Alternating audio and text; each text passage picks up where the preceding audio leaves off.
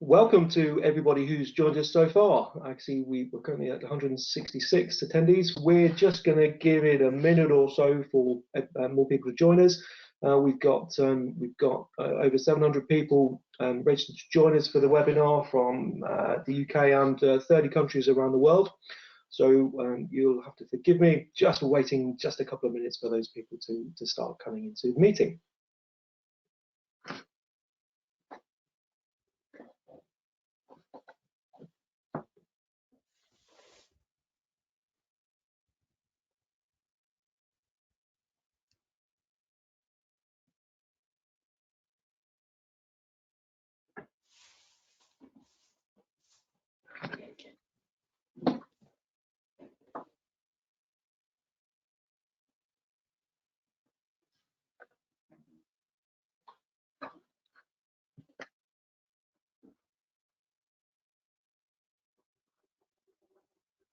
You see the numbers coming up now. We're up to 220 people joining us right now, which is fantastic. So welcome to everybody, and thank you for attending this webinar on understanding humidity's impact on health. My name is Dave Marshall-George, and I'm the UK and Ireland Sales Director for Condair, and it gives me great pleasure to introduce Dr. Stephanie Taylor, who'll be presenting from Vermont in the United States. Dr. Taylor has a very unique background, being a qualified medical doctor and architect, a Harvard Medical School infection control consultant, a member of the ASHRAE Epidemic Task Force, a chartered member of the Royal Society for Public Health here in the UK, and a chartered member of the Chartered Association of Building Engineers in the UK. I'm sure that you'll have many questions for Dr. Taylor as we go through the presentation, so please feel free to enter any questions into the questions box on your control panel, and I'll put as many of your questions as time allows to Dr. Taylor at the end of the presentation. Perfect. Thank you, Dr. Taylor. Over to you. Hello, everyone. Good afternoon to you. It's morning my time, but I'm really honored to be speaking with you. And I thank Condair and the UK group, Duncan and Dave, very much for inviting me to speak. And I'm excited to share with you my knowledge and understanding and my excitement about the opportunities for supporting human health that have been provided by proper indoor air humidification. So to get started, again, hello. I'm a physician of many years, several decades, and then also I expanded my education to get a master's in architecture so I could truly understand the indoor environment and how human health and our environment interrelate with each other. So in the next 45 minutes, saving time for what I hope are a lot of questions, I'd like to talk about 3 areas. One, remembering that buildings are shelters and how we can reconnect medicine and building science. Secondly, I'd like to talk about some new tools that are now available to us to clarify how we can actually manage our buildings to support our health, and specifically how we, the need that human beings have for proper indoor air hydration or humidification. And thirdly, I'd like to begin to share my thoughts about how we can move forward with proper humidification in buildings and get your feedback about the opportunities and challenges that you see. So to get started, remembering that buildings are shelters by reconnecting these professional silos, so to speak, of medicine and building science.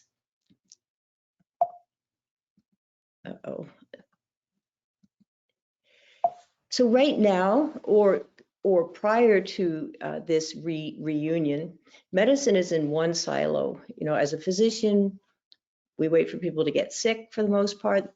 They come to our offices, we prescribe pills, we recommend surgery, we charge for that.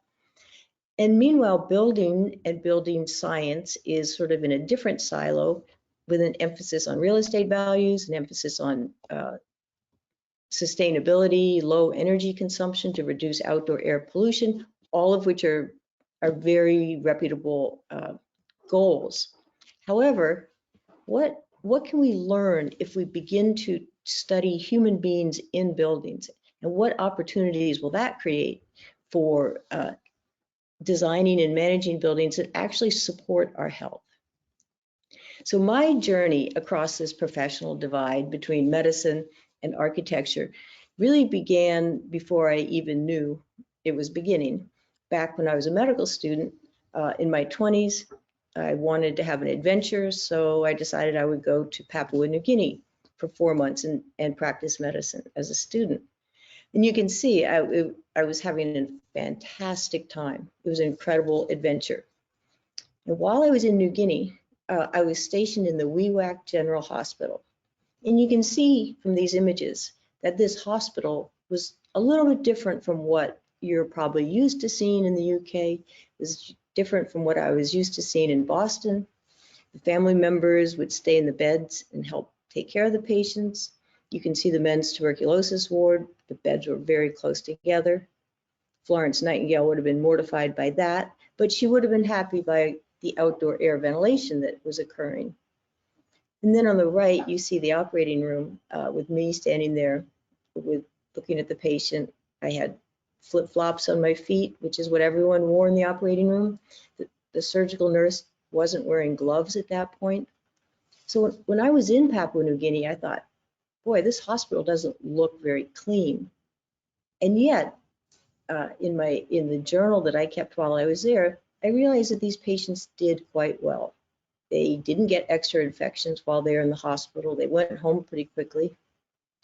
When I returned back to Boston, to the Harvard hospitals, I began to realize more and more that going into the hospital in the United States and I think in developed countries around the world, it's actually a fairly risky endeavor, that many patients got new infections during their hospitalization or from their exposure to the hospital. So eventually, as I worried more and more about the role of the building in these new infections, I realized that I needed to learn more about buildings. So I went back and got my master's in architecture and actually designed hospitals for about 10 years to understand the building. In this image, you can see the gentleman on the left. He was the dean of my son's medical school. He had a ski injury. He went in to have his knee meniscus repaired. It was supposed to be a one-day procedure. He came out 4 months later without his leg, almost without his life, due to a MRSA infection. The little girl in the middle is one of my pediatric oncology patients who survived her leukemia and almost died from an infection. And the infographic you can see shows the published statistics around infections in hospitals. In fact, it's worse than that, but that's what you'll read about. So this epidemic of infections from the hospital environment is really what drove me to expand my knowledge. And in studying this, in studying the relationship of the hospital building with patient outcomes, I've realized that what we have learned from hospitals, we actually can apply to all of us in buildings. So this presentation is not just about hospitals and patients. It's about all human beings who are in buildings. So after being in New Guinea and coming back and seeing these infections in the Harvard hospitals, I spoke to my mentor, Dr. Folkman, brilliant guy. And Dr. Folkman and I were doing research on cancer. And I remember him telling me that never underestimate invisible factors in patient healing, invisible environmental factors or factors that we just aren't considering in our treatment of patients. So that made a big impression on me. So if we go back in history and take a broad view of the evolution of the built environment, we'll see that we have made tremendous progress. You know, a long time ago, human beings, we lived in naturally made shelters. We had a lot of communication with outdoor air, soil, plant material, animal material. And then as we became more sophisticated with our building materials, building technology, we moved indoors. We created sanitation systems to get rid of waste, have clean water. And really by the Industrial Revolution, unless you were in agriculture, most people were living and working indoors. And then fast forward to 2021, before the pandemic, when we were actually going to our office buildings, many were warm, dry. We could wear t-shirts in the wintertime. Air is recirculated, and they're very comfortable. But surprisingly, we've also seen during this transition of our building types an increase in certain categories of diseases. So clearly, right now, we're struggling with an infectious disease. We've seen an increase in many types of infectious diseases. Despite vaccinations, despite antibiotics, pathogens, the bad microbes, tend to evolve quickly. And some of them are evolving in ways that make them more virulent. But it's not only infections that are on the rise. Many inflammatory-based diseases have increased. Inflammatory bowel disease, many autoimmune disorders and allergies are on the rise. And another one of my colleagues takes this possible relationship a step further, and he says, borrowing from Winston Churchill, we shape our buildings, then they kill us. So don't be discouraged. This is just Dr. Dickerman's statement, but we do need to ask ourselves if in fact we're doing something in buildings that is harmful to our health. So let's explore some new tools that are really exciting that help us see more clearly than ever how we can manage our buildings to support health. So the new tools that I'm talking about are represented on the right. I'm calling them a genoscope. Prior to using those tools, if you wanted to assess, for example, the microbes on your body or in your building, you would use what we call tissue culture techniques, which are still valuable. By tissue culture techniques, you sample, say, your skin or a surface in a building, you plate that on a petri dish, incubate the petri dish, look at it under the microscope, and you'll see some organisms, probably. But starting around 2015, 2018, we added a whole nother strategy to our ability to assess buildings. And this strategy is looking at the DNA and RNA fingerprints of all the microbes that are in us, on us, and around us. We call these metagenomic analysis tools. And we have completely revolutionized our understanding about human beings, microbes, and the indoor environment. So for example, we have learned that prior to seeing this vast array of microbes that are in our buildings, we had a very human-centric view of bacteria, viruses, and fungal organisms. It was sort of humans versus microbes, us versus them. And we attributed disease to all of the microbes that we had around us. We now know a couple of things. We know, first of all, that there are trillions of microbes in our buildings. We've also learned that each of us, by cell number, is 70% bacteria, which is kind of a startling realization, that each of us is a little ecosystem of microbes enclosed. So let's take a look at how human beings interact with our indoor environment. So this is a quick video. So as I'm talking, and you guys are all breathing, we're exhaling droplets about 100 microns in diameter. They carry all of the normal particles, viruses, and bacteria that are in our respiratory tract. Doesn't mean we're sick, that's normal. And you can see this engineer is working away. She's leaving her skin particles that carry Staph aureus and other organisms. That's normal. She's leaving her skin particles and organisms on the paper on her desk. You can see particles coming out of her nose. Again, that's normal. Her digestive system is illuminated. If she had a gas problem, you would see that here.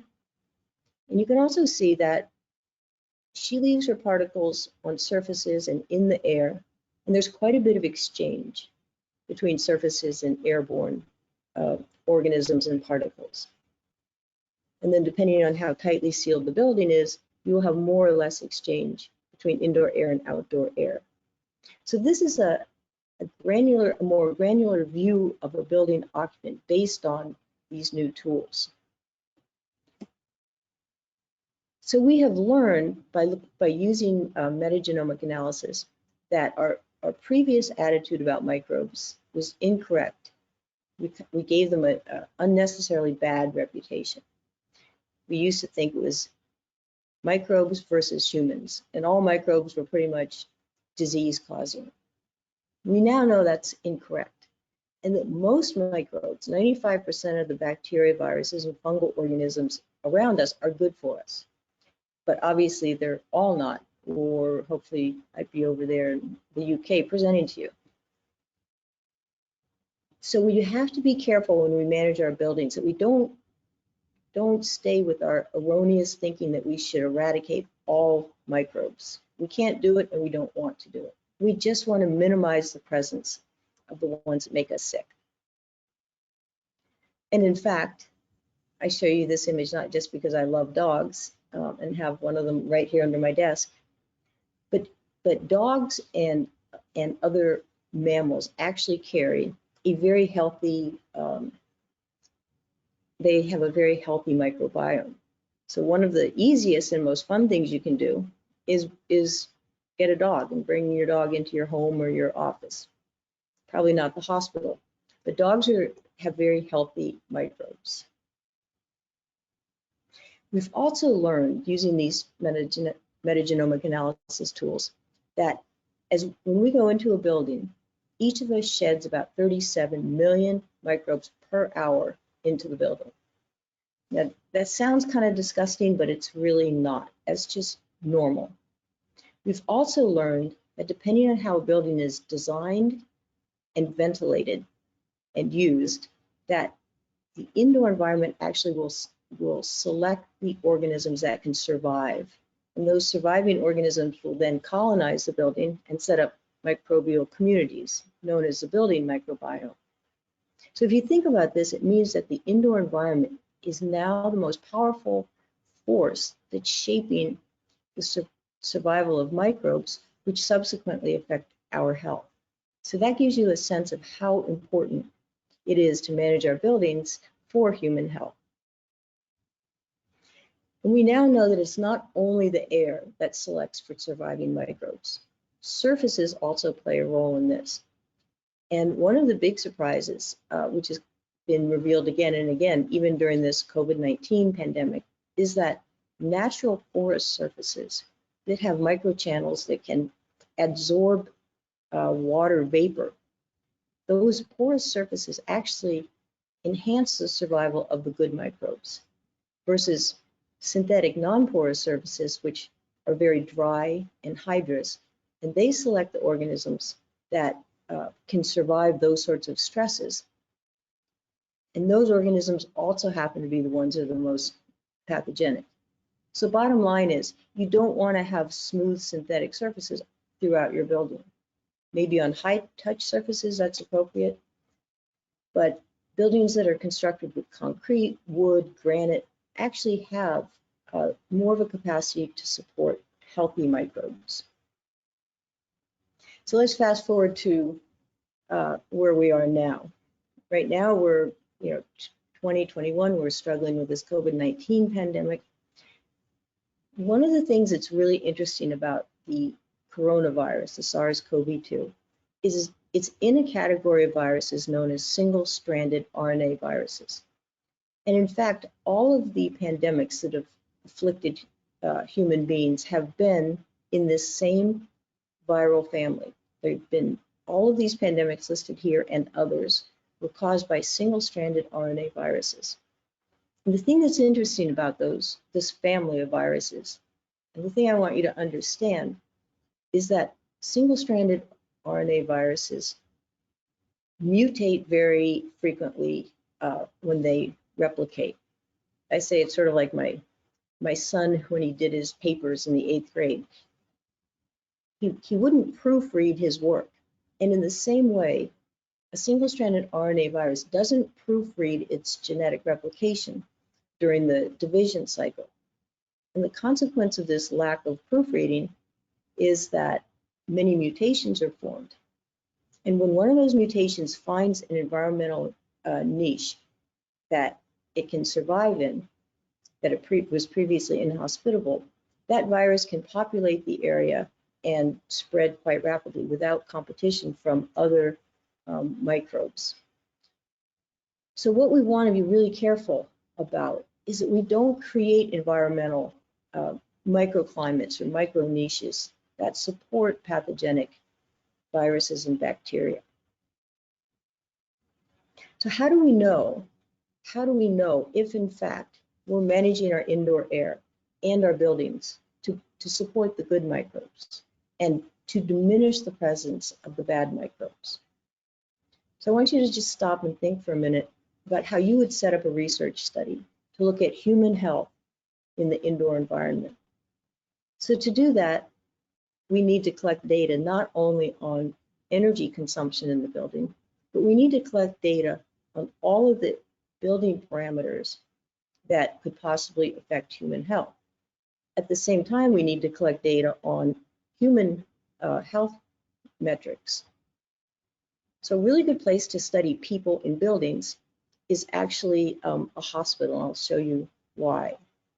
But before we look at studies, let's just consider the 3 places where you can diminish disease transmission. In this case, we're talking about a viral disease transmission. You can restrict your exposure, wear a mask, stay at home.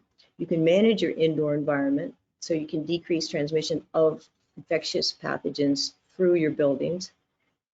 And you can take care of yourself. You can support your health, your immunity, sleep well, eat well, exercise, get vaccinated. But it's really in this middle category where we focus as building professionals. So let's talk about a very important study. This study is now about 7 years old. This is a study using patient outcomes as an eye to proper building management. So this study was done in a hospital in the Chicago area. A group of microbiologists wanted to study the transmission of bacteria and viruses through the building, starting from pre-occupation. And this study went for about a year. So you can see brand new hospital, all single rooms, private bathrooms, vestibules. It was a LEED silver building. So we monitored the things you see listed in the middle every 5 to 30 minutes. So we monitor temperature, hand hygiene compliance, pressurization, lighting, CO2, humidity, room traffic, room air, and outdoor air. And then we took all of those building parameters and related them to new patient infections or healthcare associated infections. And we had about 400 patients to look at. So which of those do you think might have been related to patient infections? Before we had our results back, I was thinking that it would be hand hygiene or room traffic. So our statisticians finally analyzed a massive amount of data and came back telling us that the most powerful correlation with new infections was low relative humidity in the patient room.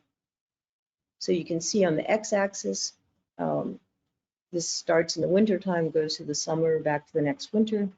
The red columns are infections. The blue line represents the average relative humidity in the patient rooms. And it only fluctuated between about 32 and 41%. So I saw this result and I thought, this is not right. I was skeptical. I didn't know much about humidity at that point. I thought, if anything, this is backwards. I thought that more humidity would cause more infections. And I also thought, well, they probably missed something because you can see it's seasonal. So I was very skeptical. We got a new statistician who reanalyzed the data and said, look, this is an independent variable. It's independent from outdoor temperature, seasonality, room traffic. So I was thinking about it and I was still a little skeptical. So this is another study that's now 6 years in the running. This has been in a senior living facility actually in northern Vermont. where we've been looking for the same indoor parameters that you saw before and relating them to infections in the elderly patients who live here. And you can see, once again, on the x-axis, we have relative humidity. On the y-axis, the average number of infections, both bacterial and viral. And you can see from this graph, it's really clear that a 40 to 60% zone has been clarified, where the patients had the lowest number of respiratory and gastrointestinal infections. And eye and skin infections trended down as the humidity increased. And the green line represents urinary tract infections, which sort of had their own trajectory based on hygiene and mobility. But you can see in this 6-year study that 40 to 60% indoor relative humidity is associated with the lowest number of infections. So this is really startling. So while this information was new to me, starting around 2012 or so, there have been many studies looking at infections in relative humidities, especially viral infections. So while it's new to me, these data have been around for quite a while. So those studies were building specific, but this is a study that is a brand new study that I've been doing with a group from MIT in Boston, where we were wondering, why with this COVID-19 outbreak, why initially did we see sort of regional trends? We saw disease outbreaks along certain latitudes in the globe. So our hypothesis was that there were environmental conditions that were contributing to this, the regionality of the outbreak. So to try to prove or disprove that, we decided we would gather data from as many buckets as possible. So we got publicly available data in these sort of 3 general areas that you see. So we looked at government policies and public health measures, including business closures, school closures, all the things you can see listed in the upper left-hand corner. We looked at, in 125 countries around the world, we looked at demographic, socioeconomic, and testing capability, so median age, comorbidities in different countries. Again, all the things you see listed. And then thirdly, we looked at outdoor environmental variables and correlated those with indoor relative humidity. And then we corroborated our calculated indoor humidity with actual metrics. So you can see all the things we were looking at in terms of environmental variables. The MIT statisticians were determined to prove that we were wrong. They were determined to prove that there were no environmental conditions that contributed to these regional outbreaks. So they analyzed the data, they reanalyzed it, they subjected it to every known statistical test, and then some. Finally, after 4 months, they came back and said, well, we hate to tell you, but we were wrong and you were right. They said, we found that the most powerful correlation with new COVID-19 cases and deaths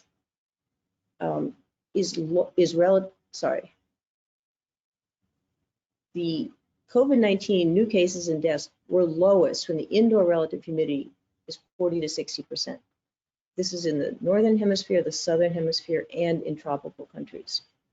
So you see multiple lines because there was about a several day offset. Actually, 10 days was the general offset between a change in parameters and a change in cases and deaths. But again, this is very clear. And this is the same trend that we're seeing in individual buildings. 40 to 60% indoor relative humidity is associated with the lowest number of new cases and deaths. So what's going on with this 40 to 60%? What are some of the mechanisms that make this a very protective humidity zone for humans? Well, it's absolutely fascinating. So remember that video, and as we were all expiring those 100 micron diameter droplets that contain the particles and any microbes in our respiratory tract. And within those droplets are not only the microbes that are in our respiratory tract, but the salts, the mucus, the proteins that are in our saliva and deeper respiratory areas. And when those 100-micron droplets come out of our bodies, they evaporate to reach moisture equilibrium with the ambient air. So when we expire those droplets into about a 50% humidity environment, the droplets shrink down to a certain point, and it just happens that that shrinkage causes an increase in the concentration of salts, proteins, mucus material that inactivates many microbes, most microbes. It's a little bit more complicated with bacteria than viruses, but in general, the concentration of solute in an expired droplet at 50% relative humidity inactivates the microbe. But conversely, if you expire into a drier environment, those solutes, the mucus, the proteins, the salts, evaporate and concentrate to such a point that they actually preserve the microbe contained within the droplet. So when that droplet is inhaled by a subsequent person and rehydrated, those microbes are still highly infectious. So if you look at studies, if you start Googling studies on coronavirus, COVID-19 and humidity, you might find conflicting results. But it's really important when you analyze those studies to look at ones that study the virus within the context of mucus, proteins, and salts. Because if you leave out even one of those components, you see a different trend. Okay, so let's take a look at this third category, human health, or the human immune system. And let's take a look at whether or not the indoor environment, in fact, has any relationship with our immunity. Well, we now know, and this is another key study that was published 2 years ago by Dr. Iwasaki at Yale. Dr. Iwasaki was asking the question of what happens in the wintertime that makes us more vulnerable to influenza disease.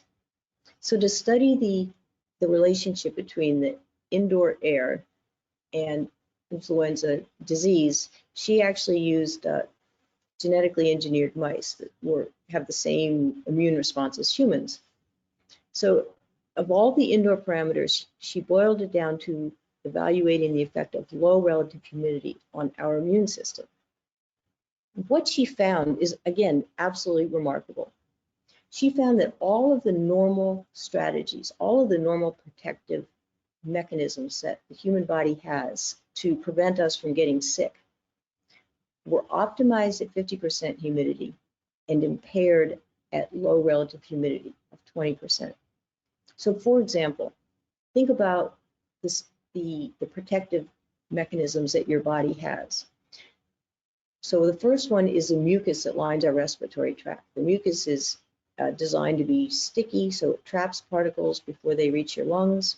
Within that mucus, from our throats down into our lungs, are these little hairs called cilia that are constantly waving upward to keep particles away from our lungs. In addition to those two strategies, the cells that line our respiratory tract actually synthesize protective proteins. One of them is called interferon, you've probably heard of. And these proteins do a couple things that are good for our health. They limit any inflammation or excessive inflammation if a particle or a microbe gets into our system. If necessary, those proteins recruit our wider immune response, the immune response that's supported by vaccines, called the adaptive immunity. But all of these steps, the mucus, the cilia, the protein synthesis, the recruitment of the second, are impaired at 20% relative humidity. So not only does the indoor air and indoor humidification have the ability to decrease the number of particles in the air, to decrease the infectivity of those particles, proper humidification also has the capacity to support our immune system. So putting these three things together, when your relative humidity indoors, where we spend 90% of our time, is less than 40%, our immune system efficiency is impaired. We have more infectious particles in our breathing zone that can make us sick.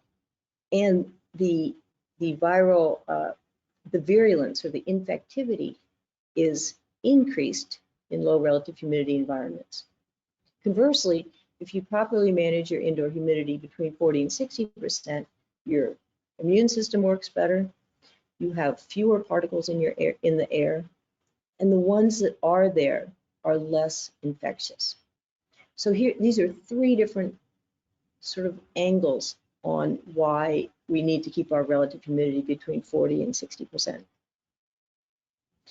And this is true not only for influenza or coronavirus. This is a chart I made a couple years ago, borrowing on the graphics first used by Sterling and Avondale. If you take all of the viral particles, the types of viruses, so enveloped viruses, non-enveloped viruses, and the different kinds of bacteria, gram-negative, gram-positive, as well as studies on human health. And you put all of those into this graphic, you will see revealed this window, 40 to 60% relative humidity, where human health is optimized. And the infectivity of bad microbes, of the pathogens, is at its lowest. So I believe that Mother Nature gave us this opportunity of relative humidity, 40 to 60%, which we pretty much experience in the outdoor environment, where the temperature and the humidity are more or less aligned, even in cold winters. However, when we created buildings, sealed them up, warmed them up so that our sensible temperature is now comfortable, 22 degrees centigrade or, whatever that is Fahrenheit. But we've separated sensible heat and latent heat. So latent heat or humidity falls precipitously when we warm up our buildings in the wintertime, unless we humidify. It is also really interesting that if you look at the protective effects of this zone of relative humidity, it crosses across many fields. So our immune system is supported, as we've already talked about. But it's also really fascinating if you look at the toxicity of particles and organic and inorganic gases that we find in buildings that can be harmful.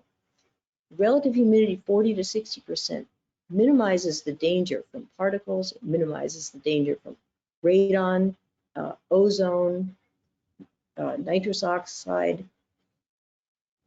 Relative humidity actually protects us in a number of ways. It supports the proper functioning of our organs, and 40 to 60% relative humidity optimizes the diversity of the indoor microbiome so that we don't select for pathogens.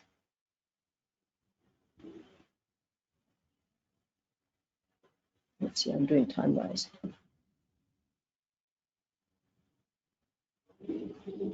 So how do we actually scale our buildings so that we're not just looking at individual hospitals or nursing homes? How do we actually manage our buildings across the world so that we support human health? Because we can't eliminate all diseases, we can't eliminate all pathogens by indoor air management or by humidification. But what we can do is we can decrease the chance that we'll get sick. So if you look at the three circles on the left, we can't change the infectivity of all pathogens. We can optimize our host defenses, but we can't become impermeable. But if we create a healthier environment, you can see on the right that it minimizes our chance of getting sick. To do this, to manage our indoor air, to minimize disease transmission, we have to expand our definition of a good building. So yes, we want to continue with low carbon fuel consumption. LEED, building certification, put sustainability and low energy consumption on the map in a really beneficial way. ASHRAE and other building standards talk about occupant comfort. That's important. And we also want our buildings to be beautiful. We want them to have high real estate value. But to really address human health in buildings, we've got to expand our definition of a good building. We have to consider particle levels. We have to consider exposure to toxins. We have to consider thermal comfort and humidity, and manage our building to support the human being as well as the energy meter. So how do we do that? And how do we relate? You know, now we're talking about humidity, how humidification 40 to 60% is very good for people. But how do you relate that to these other strategies that are being recommended by ASHRAE, by REVA? Outdoor air ventilation, filtration, bipolar ionization is on the table. Access to sunlight, UVC and germicidal irradiation. How do these things work together? Well, one thing we're finding is that this mid-range relative humidity, 40 to 60%, actually enhances most of these strategies. So not only is 40 to 60% beneficial in its own right, for the reasons we've been talking about, but with this level of humidity, when you bring in outdoor air or you pressurize certain spaces to create directional airflow, you have a greater opportunity to control the movement of particles when they're larger, when they're not 5 microns in diameter, which they are in dry environments. So ventilation is improved when you have proper humidification. Filtration is optimized. A MERV 13 filter will capture more particles when they're larger from the presence of water vapor. Bipolar ionization is optimized at 40 to 60%. So other strategies that you read about are actually improved when you also humidify. So if you want to read a really great white paper about managing your building to support human health, go to the Condair website. Condair, which is sponsoring this webinar, has really been a leader in this area of promoting humidification for human health. And this white paper goes beyond that to talk about the role of monitoring the important indoor air metrics in your building for human health. It's a great resource because, as pointed out in this white paper, if you don't measure something, you're not going to be able to fix it. You won't even know about its presence unless you're monitoring. So we need to start monitoring our building from the perspective of human health. And in the white paper, you'll find this really great this checklist where you can go through and with monitoring, you can rate your building. You can come up with a health impact rating for your building, which will then lead to appropriate remediation. So you might be thinking, oh my gosh, if I do all these things, if I humidify, if I monitor, I'm going to just spend a fortune on energy in my building. Some things will increase the operational costs, but not everything. There's a great deal of overlap between managing buildings for sustainability and for human health. So I encourage you to take a look at this paper. Mike Schofield and Pat Graff and I wrote, came out last September in the ASHRAE journal. So energy savings and supporting health are not always on opposite ends of the spending scale. In fact, when there's a clear return on investment, you will find the most ideal indoor air quality. And specifically, you will find humidification 40 to 60%. So if you're a primate in an NIH research facility, or if you're an astronaut up in space, or if you happen to be a very valuable painting or book or piano, you're going to find yourself in 40 to 60% relative humidity. So it can be done. What about humans? Do we have a dollar value? So this is a story I like to talk about. This is my son and me about right before the pandemic. We were hiking in Peru. We were up in the mountains. You can see that was a good trail on the right. So we were pretty much in the middle of nowhere. We came upon this little stone mausoleum. We went into this little building, and you can see inside were the corpses of some of the villagers.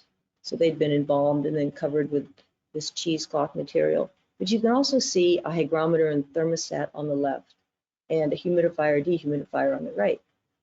So my son and I sort of hung around for a while, and the building manager showed up.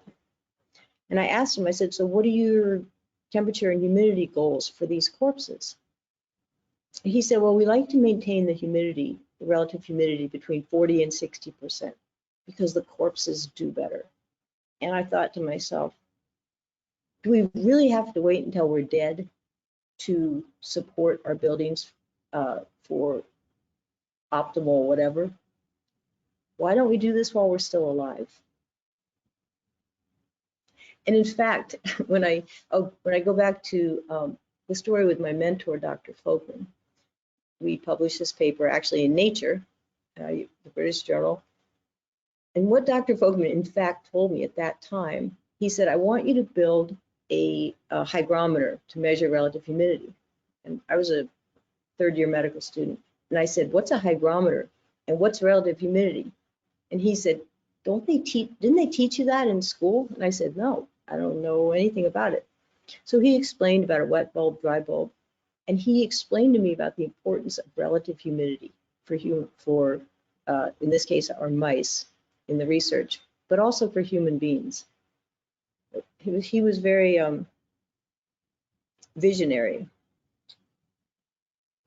So this whole COVID-19 pandemic has reminded us that we have buildings. Yes, buildings are shelters. Yes, we want them to be sustainable, but we need to manage our buildings to support human health. That's their original purpose. And even after COVID-19 has come and gone, we need to continue with this mindset because there are other pathogens that are waiting to, other single-stranded RNA viruses, other pathogens that are out there. And in addition to that, we want to support human health indoors no matter what. So if we monitor our buildings, if we humidify them properly, we can actually turn this alarming trend around, and we can begin to create an indoor environment that promotes health rather than challenging it. This is an article I just wanted to point out that Lee Binder, who's the president of the Leapfrog Hospital Safety Organization, she wrote this back in January of this month, and she said if more people knew about the science behind the protective effects of indoor relative humidity, this pandemic may have a very different trajectory. So let's learn from this. Let's humidify our buildings so that we don't go through this again. It's so important, in fact, we petitioned the World Health Organization and collected signatures, and they finally acknowledged the not only airborne transmission, but the value of humidifying buildings. So what are our next steps? First of all, remember that to make a change, you have to present the business case. So for yourselves, for your businesses, or even in your own families, try to determine the return on investment of healthy human beings. Make the indoor components visible. Make the indoor air components visible that are going to impact your health. And we know conclusively that 40 to 60% indoor relative humidity is very protective to our health for all the reasons we've been talking about. So we've kind of talked about a lot in 45 minutes. We remembered that connecting medicine and building science is very beneficial. New tools have clarified how important relative humidity 40 to 60% is. And we've talked about some ways to visualize the indoor components that can support our health. So I say thank you very much, and I really want to thank Condair for being on this webinar. But even beyond this webinar, I have been so impressed with Condair's ability to see the value in humidifying for health and really being a leader in this space against a lot of odds and a lot of opposition and a lot of ignorance about the value of humidity. So thank you to Condair, Nortec in Nortec products in Canada, now Condair. So thank you. Well, thank So you, Stephanie. hopefully we'll have a lot of questions. Thank you. As always, a captivating presentation. And we do have some questions if you have the time, Stephanie. Yeah, so should I turn my screen off, Duncan? No, you can leave your screen on, Stephanie. I mean, the screen sharing. Yeah, you can leave that on, Stephanie. That's fine. So our first question is how to keep 40 to 60% RH indoors and at the same time prevent water condensation on surfaces and growth of microorganisms and molds and increase living conditions for pests? I mean, that's a great question. That's really one of the key questions. And whoever asked that, I imagine you have some ideas about it. But I want to point out that one of the misconceptions about humidification is that mold can actually grow from water vapor. Mold needs liquid water to grow. I did hear in that question, how do you prevent condensation? So how do you prevent reaching the water activity level of 0.8, which results in condensation? The real answer is to control the temperature, the surface temperatures, to insulate your building well so you don't reach dew point in your wall cavity. So in the wintertime when it's cold outdoors, for example, I live in northern Vermont, and about 5 years ago, my husband and I decided we were going to humidify our house. So we use evaporative humidification and steam. And sometimes in the middle of the winter, we can't get to 40% without frost on our windows. And so for certain weeks, we have to settle for a slightly lower indoor humidity. But I can tell you in those years, neither of us have gotten sick. We have not had a single cold. Our dogs love it because you can pet them and kiss them and you don't get static electricity shocks. You know, your guitar stays in tune. But most importantly, we stay healthy. So I would ask whoever asked that question to let me know how can we design buildings to prevent condensation. Thank you, Stephanie. I have another question. Have any of these studies considered the optimized level of humidity on public transportation? Rather, can this approach be applied to public transportation? I don't know of studies that show a relationship between ideal humidity and ideal health. There are studies that show that, for example, in airplane cabins, the relative humidity drops as low as 9%, and you have an increase in disease transmission. So to answer the question, I don't know of studies that show proper humidification and decreased illness. There are studies that show low humidity and increased disease. But it's a great question because managing indoor air hydration or humidity 40 to 60% would benefit us wherever we are. So in our homes, in our offices, in airplanes, in cars. So we need to do more research to make this indisputable. Thank you. I have another question. How do low temperature buildings affect the rate of infection? For example, a curling ice hall, which would be held at 8 degrees C drywall and less than 60% RH. Is the temperature a concern, or does the infection rate become greater even though the relative humidity is within the safe band? So studies that consider relative humidity have shown that it's in fact the humidity, not the temperature, that's primarily responsible for disease transmission. At very low or very high temperatures, you can affect microbes. So I think to answer the question, keeping your humidity in that 40 to 60% range is protective in any temperature that human beings can occupy. I hope that answered that question. Thank you. I have another question. This is from Abraham. We live in a high altitude and cold area. We experienced mold in our house units until our building, and our building didn't have natural ventilation. Is mold caused by this lack of humidity? No, dry conditions do not cause mold. So fungal organisms are pretty much present everywhere. And if they find a food source such as, wood, cellulose, or anything else that has carbons, and any degree of liquid water, they can grow. So dry air does not cause mold growth. So somehow the other ingredients are present even in that environment. Thank you.